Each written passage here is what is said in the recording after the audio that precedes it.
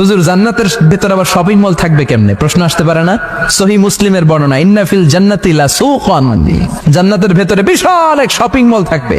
এটা বোধহয় আমাদের বসুন্ধরা শপিং কমপ্লেক্সের মতো হবে, যমুনা ফিউচার পার্ক। দুবাইতে যে একটা আছে বিশাল শপিং মল, মালয়েশিয়ার মিড ভ্যালি, এগুলোর মতো হবে মনে হয়। কত বিশাল যে শপিং মল হবে। সহিহ মুসলিমের বর্ণনা, প্রতি শুক্রবারে সব জায়গা থেকে বন বন করে মৌমাছির মতো জান্নাতীরা ওই শপিং মলে শপিং করতে আসবে। ইচ্ছে মতো দেদারসে পোশাক কিনবে, ইচ্ছে মতো শপিং করবে, টাকা দেয়া লাগবে না, ক্রেডিট কার্ড লাগবে না। সুবহানাল্লাহ পড়েন। ইচ্ছে মতো শপিং করবেন।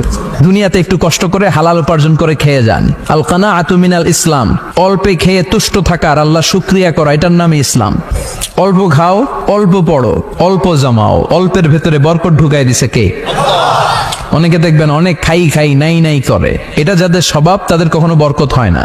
অল্প খাবেন, অল্প পড়বেন, আর হালালের সাথে সম্পর্ক করবেন।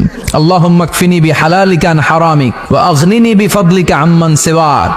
বিশ্বনবী দোয়া করতেন, আল্লাহ হালালকে আমার জন্য যথেষ্ট করেন, হারাম থেকে আমারে বাঁচিয়ে রাখেন। পড়েন আমিন। হালাল অল্প হলেও হালালে বরকত আছে না নাই? হারাম বেশি হলেও এটাতে কোনো বরকত নাই, ঠিক কিনা?